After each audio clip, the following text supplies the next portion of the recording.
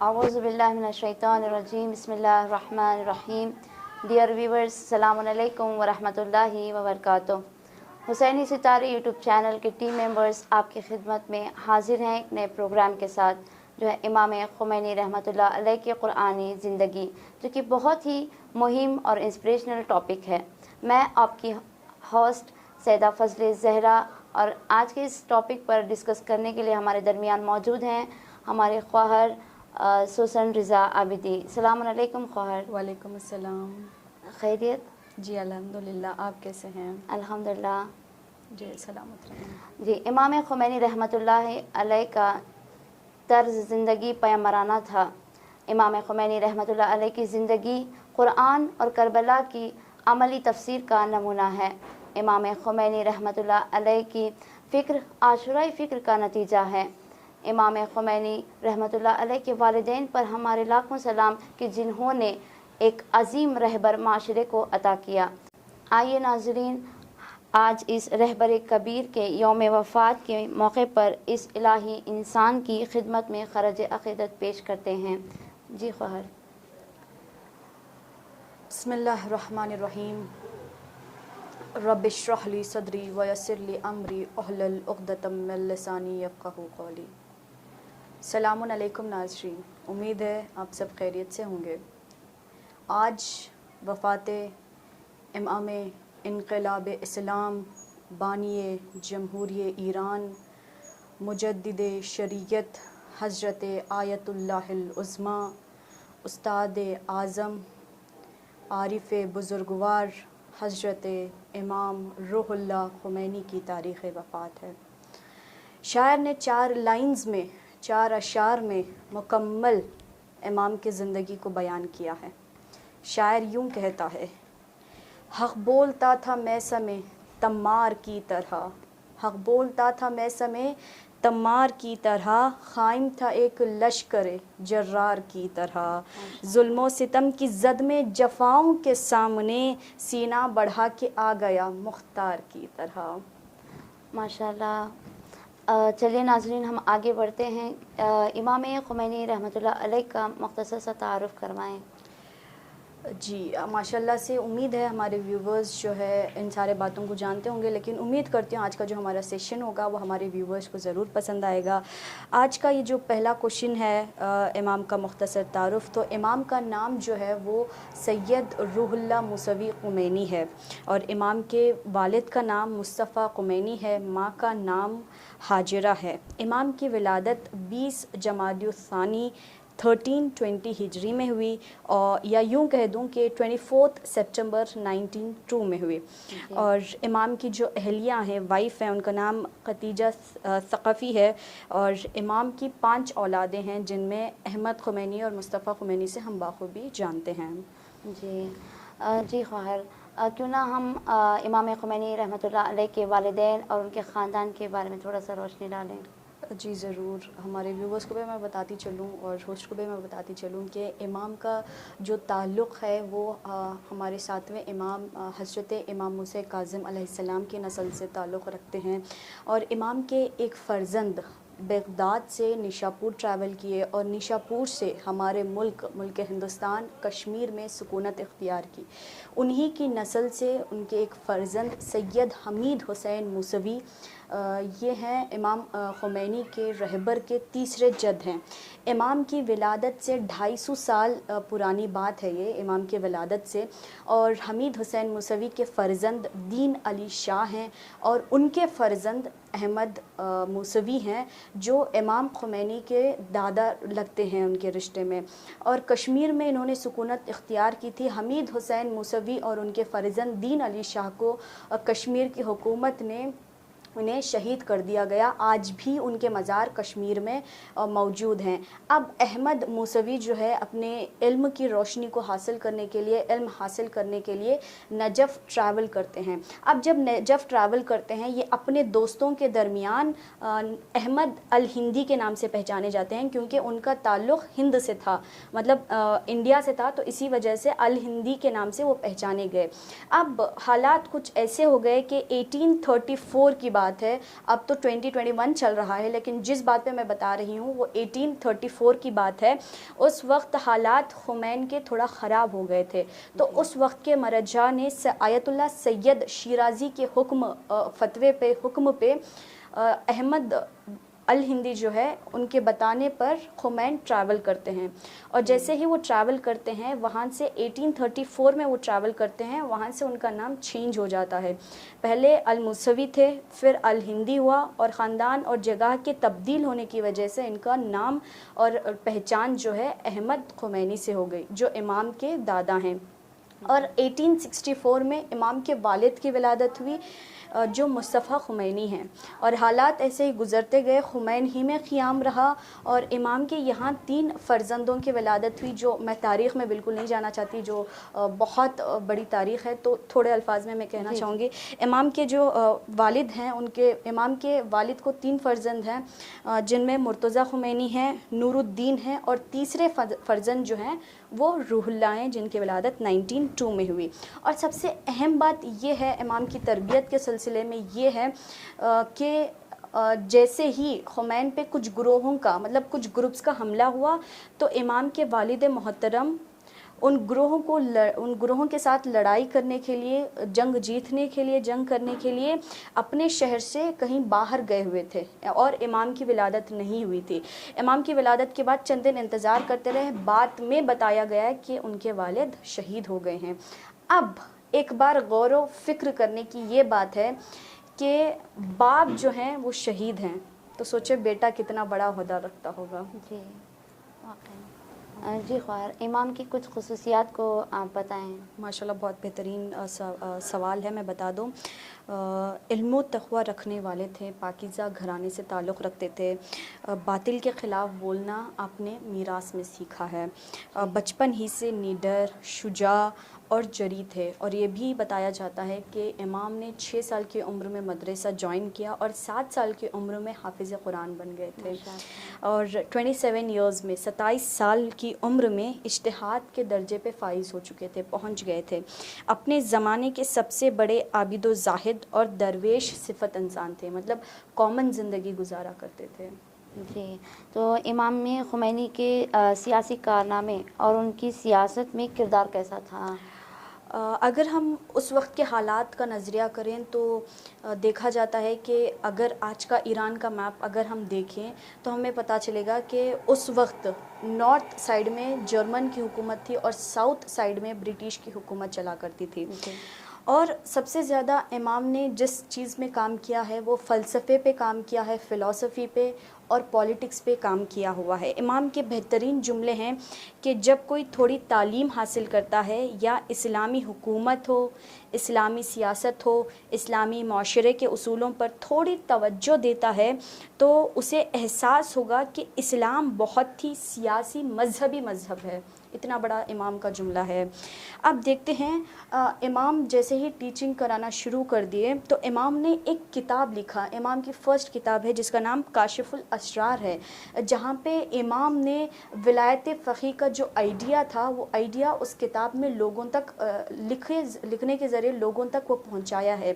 لیکن اس وقت شاہ کی حکومت چل رہی تھی. محمد رضا پہلوی شاہ کے نام سے منسوب تھا, جو 250 سال کی حکومت جس کے یہاں سے چلتے آ رہی تھی. امام کو پتہ تھا کہ اگر امام کھلے الفاظ میں اس کتاب کو لکھیں گے, ولایت فقیہ کا ذکر کریں گے, تو ہو سکتا ہے وہ کتاب کو بین کر دیا جائے یا لوگوں تک نہ پہنچایا جائے. اسی لیے امام نے اس کتاب کے اندر ایسے الفاظ یوز کیے ہیں کہ انڈائریکٹلی ولایت فقیہ کے تمام ورڈز جو ہیں امام نے پہنچائے ہیں. جزاک اللہ. تو ریولیوشن کے کچھ دن پہلے اور کچھ دن بعد کے حالات کیسے تھے؟ جی, ریولیوشن کے بارے میں, جو انقلاب کے بارے میں آپ بتا رہے ہیں, انقلاب ہوا تھا 11 فیبروری 1979, اور شاید ہمارے ویورز بھی اس بات کو جانتے ہیں. ایسا ہے کہ ریولیوشن کا دن تو ہم لوگوں کو پتہ ہے, لیکن ہم نہیں جانتے کہ 100 سال پہلے سے جو امکانات ہو رہے تھے, جو ریلیز نکل رہے تھے, ہم ان باروں میں نہیں جانتے. ایسا تھا کہ امام جیسے ہی امام کے چاہنے والے بڑھ گئے, امام کے شیدائی بڑھ گئے, اور امام پولیٹکس میں انٹر کرنا چاہ رہے تھے, اور پولیٹکس کی بہت زیادہ نالج امام کے پاس تھی. تو امام نے بہت سارے لیکچرز جو ہیں وہ پولیٹکس پہ ڈیلیور کیے ہیں. تو شاہ نے کیا کیا, امام کو ایران سے دور رکھا, اس لیے دور رکھا کہ شاہ کی حکومت باقی رہے، اور اگر خمینی نہ رہے، اگر خمینی روح اللہ خمینی نہ رہے تو اس کی حکومت باقی رہے گی. یہ سوچ کر ہر وقت وہ یہ سوچ رہا تھا کہ روح اللہ خمینی کو ایران سے دور رکھا جائے. تو اس نے بہت سارے کنٹریز میں امام کو شفٹ کیا، جیسا ترکی میں شفٹ کیا، جیسا بغداد میں شفٹ کیا. پھر بغداد سے امام اپنی مرضی سے نجف گئے، پھر نجف سے پیرس پہنچایا. تو اس طرح امام کو ایران سے دور رکھا گیا. لیکن یہ تو والدین کی تربیت کا اثر ہے، اور جیسے آپ نے بتایا جو فکر تھی امام کی وہ عاشورائی فکر تھی، کربلائی ذہن تھا امام کا، اور وہیں سے بے شک پیغام لیا ہے اور عمل کر رہے تھے ماشاءاللہ سے. تو لیکن جہاں بھی تھے ایک بات کا انہوں نے خیال رکھا کہ ایران کی ساری انفارمیشن ان کے پاس تھی. جو بھی حالات گزر رہے تھے ایران میں، چاہے وہ خط کے ذریعے ہو یا ٹیپ ریکارڈ. آج کا زمانہ نہیں ہے کہ ویڈیو دیکھا یوٹیوب پہ ڈال دیے یا ویڈیو دیکھا سوشل میڈیا پہ فارورڈ کر دیے. یہ تو 1960 50s کی بات ہے جہاں امام موجود نہیں تھے ایران میں. تو اسی طرح کے حالات گزر رہے تھے. اور شاہ جب امام نجف میں تھے تو شاہ یہ سوچ رہا تھا کہ امام نجف میں ہیں تو اس کی حکومت پہ کوئی آنچ نہیں آئے گی، لیکن اسے امام کے وجود کا ڈر تھا. آئی ہوپ یہ بات ہمارے ویورز سمجھ رہے ہوں گے کہ امام کے وجود کا اسے ڈر تھا، لیکن بھروسہ بھی تھا، اطمینان بھی تھا کہ اس کی حکومت پہ کوئی آنچ نہیں آئے گی. ایسے ہی حالات گزر رہے تھے کہ خبر ملی کہ امام کے بڑے فرزند جو ہیں مصطفیٰ خمینی کو نجف میں شہید کر دیا گیا. اور اس وقت امام پیرس میں تھے، فرانس پیرس میں امام موجود تھے اس وقت، اور سبھی کو پتہ تھا کہ ان کو شہید کرنے کے پیچھے کس کا ہاتھ ہے. اور یہاں سے انقلاب کا جو ہے وہ جذبہ اور لوگوں میں بھڑکنے لگا، آگے بڑھنے لگا. اور یہاں ریلیز نکل رہے تھے ایران کے الگ الگ علاقوں میں، اور سب سے بڑی ریلی ایک نکلی تھی جس کے اندر شاہ کی ملٹری نے 4000 ایرانیوں کو شہید کیا تھا. اگر 100-200 بھی شہید ہو جائیں تو اسے بڑھا مانا جاتا ہے، لیکن اس کے اندر 4000 ایرانیوں کو شہید کیا گیا. وہ جمعہ کا دن تھا، تو آج بھی اس جمعہ کو جمعہ سیاہ سے یاد کیے جاتے ہیں، اور اس میدان کو میدان شہداء سے یاد کیے جاتے ہیں، اور آج بھی موجود ہے. تو یہ حالات ہی گزر رہے تھے. اگر ہم تذکرہ کریں، ہمارے ویورز بھی تھوڑا سمجھنے کی کوشش کریں، اگر ہم دیکھیں تو ہمارے درمیان جو ہیں وہ 2 پوزیشنز نظر آئیں گے. ایک تو ہو گئے رہبر کے، میرا مطلب ہے روح اللہ خمینی کے، اور دوسری جانب ہے شاہ کی حکومت. اگر کہیں پہ بھی جنگ ہو رہی ہے تو پہلی چیز جو نظر کی جاتی ہے وہ طاقت کو دیکھی جاتی ہے، قوت کو دیکھی جاتی ہے، اسٹرینتھ کو دیکھا جاتا ہے. اگر ہم اسٹرینتھ کا دیکھا جائے، اسٹرینتھ کے بارے میں دیکھا جائے تو جو شاہ کی اسٹرینتھ تھی اس وقت 1978 کی بات کر رہی ہوں میں، اس وقت ورلڈ میں 5th ہائیسٹ پوزیشن پہ تھی شاہ کی ملٹری. اتنے نوجوان موجود تھے، جنگی ہتھیار تھے، جنگی سامان تھا، نوجوان بھی موجود تھے، تو 5th ہائیسٹ پوزیشن پہ وہ تھی. اور اگر دوسری جانب ہم دیکھیں، صرف جوان تھے یہاں پہ، لیکن ہم امام کے لشکر میں دیکھیں، امام خمینی کے لشکر میں دیکھیں تو نہ جنگی ہتھیار ہے، نہ جنگی سامان ہے. جوان ہی نہیں بلکہ ہر بوڑھا موجود ہے، ہر بچہ موجود ہے، یہاں تک کہ عورتیں بھی ریلیز میں آ جایا کرتی تھی، جوائن ہو جاتی تھی. تو لیکن فرق بس اتنا ہے کہ یہاں جنگی ہتھیار نہیں ہیں، لیکن جوانوں کا ایمان ہے، بزرگوں کا ایمان ہے. اتنی چیزیں یہاں پہ موجود ہیں. اب جیسے جیسے بہت زیادہ شہداء شہید ہونے لگے تو امام نے پیرس سے فتویٰ دیا کہ اگر کوئی سامنے سے گولی بھی مارے تو شفقت سے پیش آؤ، محبت سے پیش آؤ. جیسے ہمارا ٹاپک بھی ہے کہ قرآن کی زندگی، اگر ہمیں کوئی غصہ بھی کر دے سامنے سے تو ہم برداشت نہیں کر پاتے، ہم بھی الٹا انہیں غصہ ہو جاتے ہیں. لیکن امام بہترین انداز میں فتویٰ دے رہے ہیں، بتا رہے ہیں کہ اگر کوئی سامنے سے گولی بھی برسائے، اگر گولی بھی مار دے تو اسے شفقت کے ساتھ پیش آؤ، محبت کے ساتھ پیش آؤ. اور ایک نعرہ اور بلند کیا گیا، سلوگن بلند کیا گیا کہ اے فوجی بھائیوں، کیوں اپنے بھائیوں کو قتل کر رہے ہو. اور سب سے اہم بات یہ ہے کہ جو بھی فرنٹ رو کے جوان تھے وہ اپنے ہاتھوں میں گلدستہ لیے ہوئے، پھول لیتے ہوئے، جو گلاب کا پھول تھا وہ لیتے ہوئے اپنے ہاتھوں میں جوانوں کے درمیان پہنچ گئے.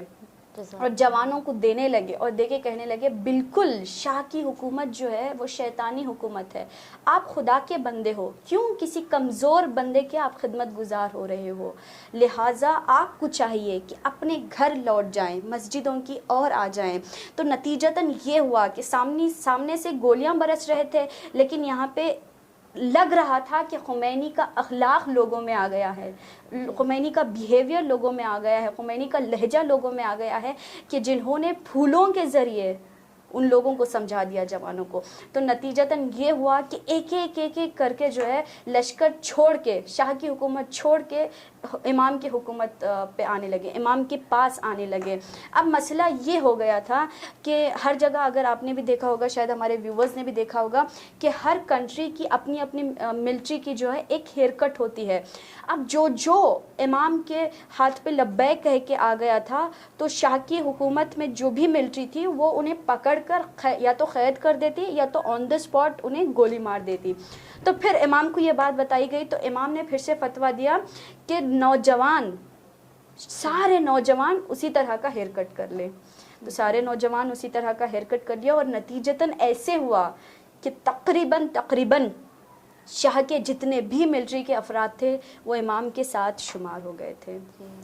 یہ حالات گزرے اور شاہ جو ہے ڈر کے ایران چھوڑ کے چلا گیا، تو اس کی حکومت وہیں پہ ختم ہو گئی۔ اب لوگ انتظار کر رہے تھے امام کی آمد کا۔ 1 فروری تھا، امام نے ڈیسیجن لیا کہ امام پیرس سے ایران آئیں گے، لیکن شاہ کے کہنے پہ ایئرپورٹس بند کر دیے گئے تھے، اور امام کے ہمراہ احمد خمینی اور کچھ جرنلسٹ امام کے ہمراہ پلین کو رینٹ پہ لیا اور سوار ہو کے تہران کے لیے نکل پڑے۔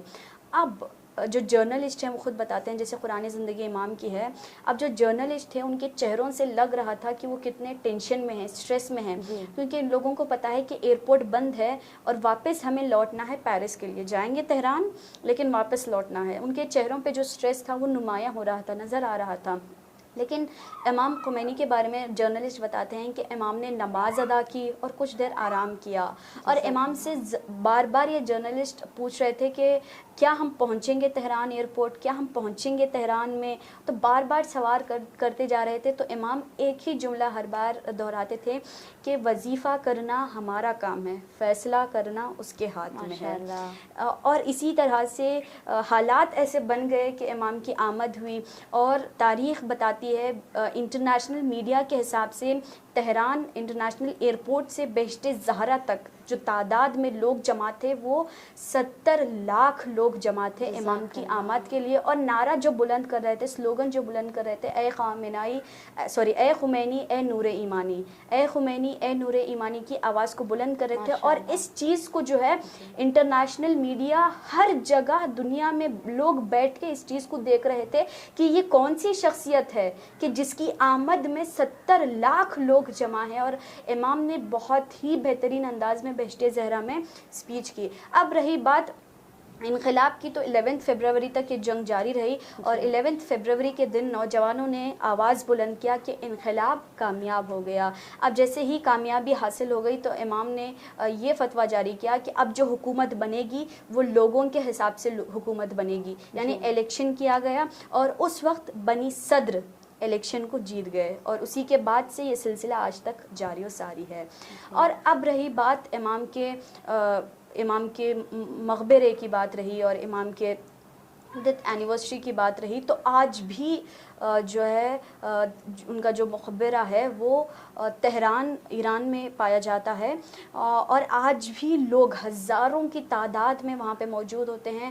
اور سب سے بڑی بات یہ ہے کہ امام کے انتقال کے بعد آج جو ہیں رہبر معظم ہر سال وہاں پہ تقریر دیتے ہیں، اور اس حقیر کو بھی موقع ملا کہ 2015 میں ہم لوگ وہاں پہ گئے تھے المصطفیٰ اسلامک شارٹ کورسز کی جانب سے، تو ہمیں موقع ملا کہ VIP میں ہم جا سکیں، اور نزدیک سے ہم نے دیکھا امام کے جانشین جو ہیں حسن خمینی ہیں، ان کو ہم نے دیکھا اسپیچ کرتے ہوئے، اور پھر رہبر معظم جن کی ہم تقلید کرتے ہیں، جن کی طول عمر کے لیے ہر کوئی دعا کرتا ہے، انہیں آنکھوں کے سامنے سے دیکھ کر بہت خوشی ہو رہی تھی۔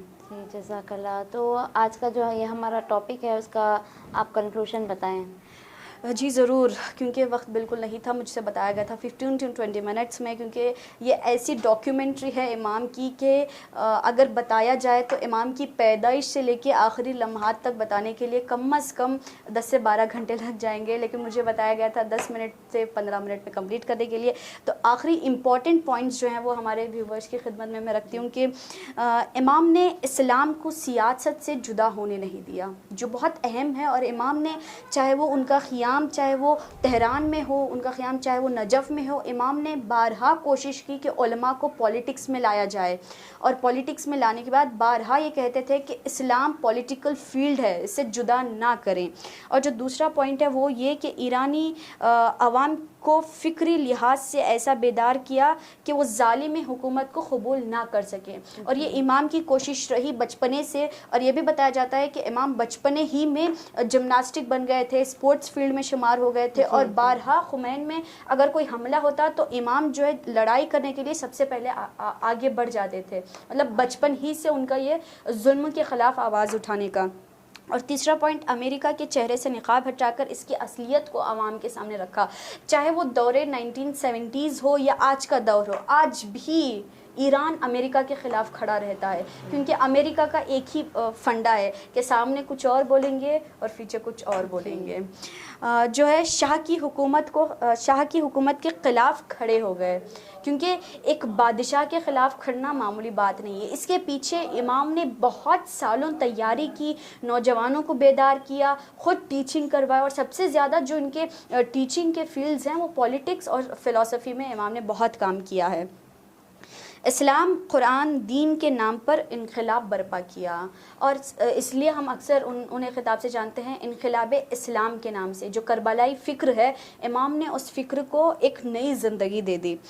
اور سب سے اہم جو ریسنٹلی ماہ رمضان گزرا ہے، ماہ رمضان کے آخری جمعے کو روز قدس جہانی کے نام سے یاد کیا جاتا ہے، اور اسے قرار دیا تاکہ فلسطین کے جو چیزیں ہیں اسے ہیلپ کرنے کے لیے امام نے ساری دنیا میں یہ اعلان کیا کہ ماہ رمضان کا جو آخری جمعہ ہوگا وہ یوم قدس کا ہوگا. اور ماشاءاللہ دنیا کے ہر حصے میں جو ہے ریلیز نکالے جاتے ہیں، اسرائیل کے خلاف آواز اٹھائی جاتی ہے.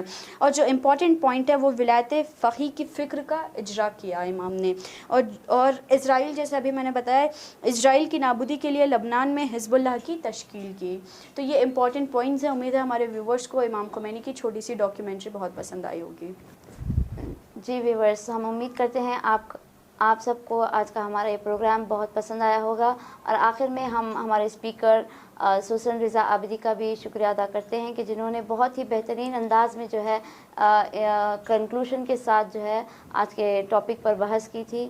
شکریہ خواہر آپ کا. آپ کا بھی بہت بہت شکریہ. اور میں چینل کے ڈائریکٹر مولانا جواہر علی صاحب قبلہ کے بھی مشکور ہوں. جی ویورز، ہمارے آج کے پروگرام کو لائکس اور کمنٹس کرنا نہ بھولیں. تب تک کے لیے دیکھتے رہیے حسینی ستارے یوٹیوب چینل. التماس دعا. خدا حافظ.